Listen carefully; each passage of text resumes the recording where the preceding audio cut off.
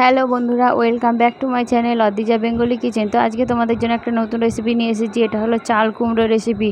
তো চাল কুমড়ো অনেকেই খেতে চায় না, কিন্তু এইভাবে একবার রান্না করে দেখবে যে সবাই খুব ভালোভাবে টেস্টি লাগবে, খেতে খেতে খুব মন যাবে। কারণ এটা একদমই আলাদাভাবে রান্না। চাল কুমড়ো অনেকভাবেই রান্না করা যায়, কিন্তু চিংড়ি মাছ দিয়ে এটা ওপার বাংলার রান্না। তো ওপার বাংলা থেকে এটা রান্নাটা খুব ভালো, তারা এটা শিখিয়েছে যে ওপার বাংলায় কীভাবে চাল কুমড়ো দিয়ে চিংড়ি মাছ দিয়ে রান্না করে। তো চাল কুমড়োটাকে আমি প্রথমে যেরকম করে কুচিয়ে ভাজা হয় তার থেকে একটু মিডিয়াম বড় সাইজ করে কেটে নিয়েছি, টুকরো টুকরো করে গোল গোল করে কেটে নিয়েছি। তো তোমরা যতটা করবে ততটা কেটে নেবে। যেরকম ছোটো সাইজ করলে করতে পারবে, বড় সাইজ করলে অতটা টেস্টি হবে না। যতটা ছোট করা যায় ততটাই ভালো। আর ওপরের বীজগুলো আমি কেটে ফেলে দিচ্ছি, যদিও কচি তবুও আমি বীজগুলো কেটে ফেলে দিচ্ছি। তো দেখো যে রান্নাটা আমি কিভাবে করছি। তো আশা করি রান্নাটা সবার ভালো লাগবে।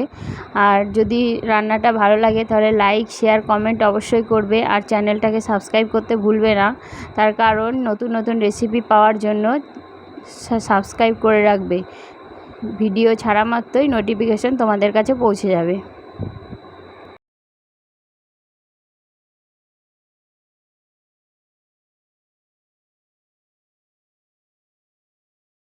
তো দেখো আমার কাটা হয়ে গেছে, ধুয়ে তুলে নেবো। আর এখানে আমি যে চিংড়ি মাছ দিয়ে রান্না করব, এগুলো নদীর কুচো চিংড়ি, একদমই কুচো চিংড়ি, একদম টাটকা চিংড়ি মাছ। তো প্রথমে চিংড়ি মাছটা ভেজে নেব। তার জন্য কড়াইতে আমি সর্ষের তেল দিয়ে দেবো। এরপর চিংড়ি মাছগুলো আমি ভেজে নেব। তো চিংড়ি মাছগুলো ভাজার সময় আমি একটু সামান্য পরিমাণে নুন আর একটু হলুদ দিয়ে ভেজে নেব। তো তোমরা চাইলে হলুদ দিতেও পারো, নাও পারো, কিন্তু নুন আর হলুদ দিয়ে ভেজে দিলে চিংড়ি মাছটা একটু লাল লাল হয়ে যায়।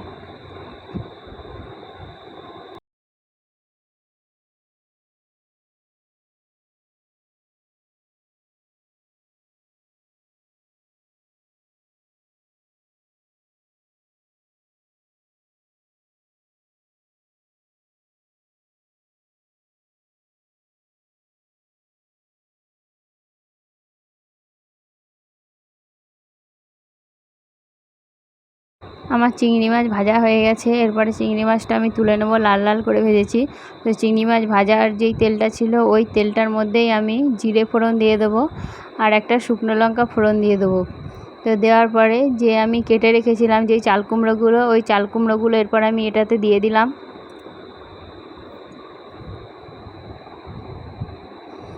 এরপরে চাল কুমড়োগুলো একটু নেড়ে চেড়ে নেব। আর এর সাথে আমি কাঁচা লঙ্কা দিয়েছি, এটা শুকনো লঙ্কা দিয়ে করলে ভালো লাগবে না।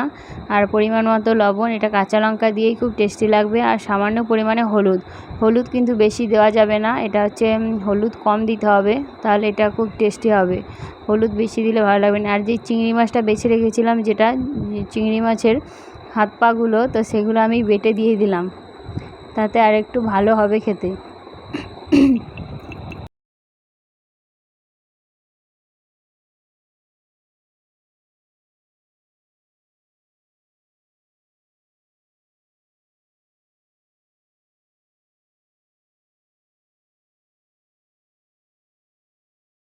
এরপর আমি এই সব কিছু একসাথে খুব ভালোভাবে একটু কষিয়ে নেব, একটু ভাজা ভাজা হয়ে যাবে, তারপর এটাতে আমি জল দেব।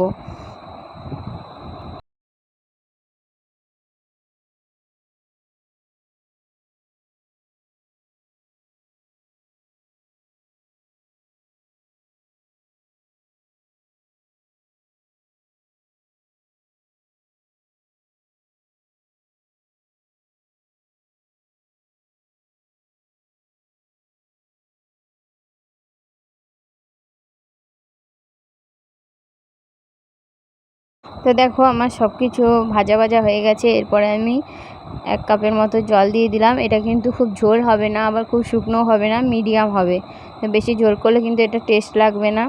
এরপরে এটা চাল কুমড়োগুলো যতক্ষণ না সেদ্ধ হয়, তো এটা আমি ভালো করে সেদ্ধ করে নেব। আর এটা সেদ্ধ না হওয়া পর্যন্ত এটা কম আঁচে রেখে দেবে। এরপর আমি যে কুচনো চিংড়িগুলো ভেজে রেখেছিলাম, তো ওই কুচো চিংড়িগুলো এর সাথে আমি অ্যাড করে দিলাম, যাতে চিংড়িটাও একটু সেদ্ধ হয়ে যাবে।